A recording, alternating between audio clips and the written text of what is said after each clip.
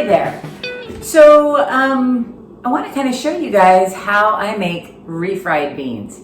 There's no oil, there's not even a pan. Usually I start this when I use my Instapot and we make a lot of beans. My husband and I, we are plant-based. We just eat everything that's from plants. We don't eat any thing that's not a plant or came from a plant. So we rely a lot on beans, and we love beans. So usually I'll have my Instapot and I'll make my pinto beans. And usually from there, I'll go straight to making the refried beans. But I already had some this last time. So what I do is I make probably like a pound of beans, and then I put them in the mason jars. So I have a couple of these. So it usually makes 2 mason jars. One I usually put in the fridge, and the other one goes to these refried beans. So when I make them in the Instapot, I don't put any seasoning at all. What we found is when we use seasoning in the Instapot, the beans don't seem to last very long. So it's just water and the beans, and it goes.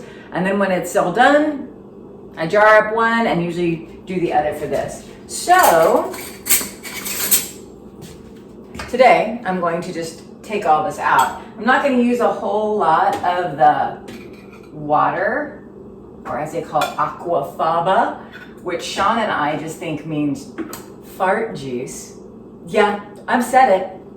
But really, you know what we found though, is when we started making our own beans, it was less of that, right? And I don't know if it's just because we, it's just not as processed. Because these were just recently beans, just dry beans. And so there's not a whole lot of ill effects afterwards. So I'm just gonna fill this guy up into my handy dandy Cuisinart type thingy.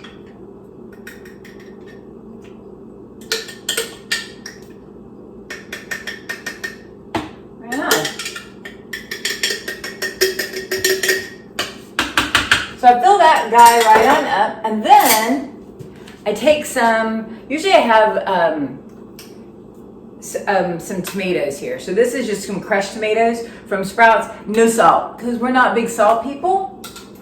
Mainly the reason we went on to this whole plant-based diet is that my husband had some hypertension that he just didn't want to take any more medicine. And then his cholesterol started creeping up. Not that it was really bad, but it was there and it was kind of bugging him. So he's the one who did all of this research. And you can check it out too at nutritionfacts.org. Lots of studies. My husband's very much a science guy, so if it's not proven, he's really not going to listen to it. So that's kind of where we got on this path. So that doesn't have any salt. I'm taking a little clove of garlic. I'm just throwing it in there. I just harvested garlic yesterday. My husband and I, look at it's right. I can still see dirt. Super cool. Now, I did say that we don't use a lot of salt, but what we do instead is we use miso paste. So miso paste, this is non-GMO, and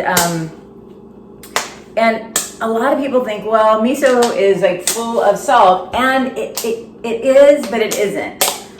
The studies have shown that when you use miso paste, the salt in it, and because it's a fermented product, that it really doesn't affect your blood pressure too much, and that's what we found. So for our salt, when we need to salt something, we use miso paste. I'm using probably I don't know, maybe a tablespoon of that.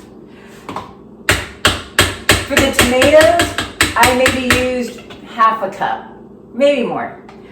I like to ballpark things. If I have to measure something, it's kind of a pain for me. That is why I'm not a baker.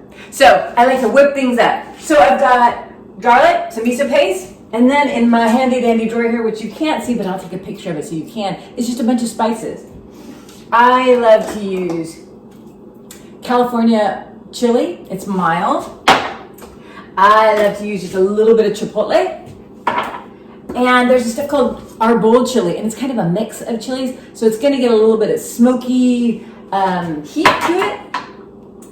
I do use a little bit of onion powder, And if I had smoked paprika, I'd throw a little bit of that in there. And then just some regular old pepper. So how much do I use? The onion powder, just, you know, that amount. I just kind of throw a little bit in there. Then, for the California chili, it's a mild chili. What is this? This is a half a teaspoon. So I'll put a whopping half a teaspoon. Chook. The chipotle chili has a little bit of a kick, and that's kind of where you get your smoke. It might be a little bit. Half of that, not as much. The arbol chili, same thing. Maybe like a quarter teaspoon. Throwing that in there.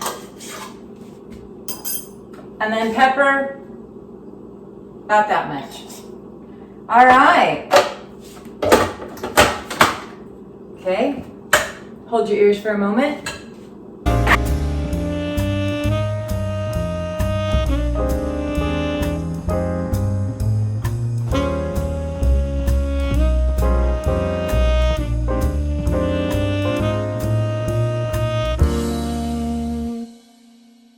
All right, so that's about it.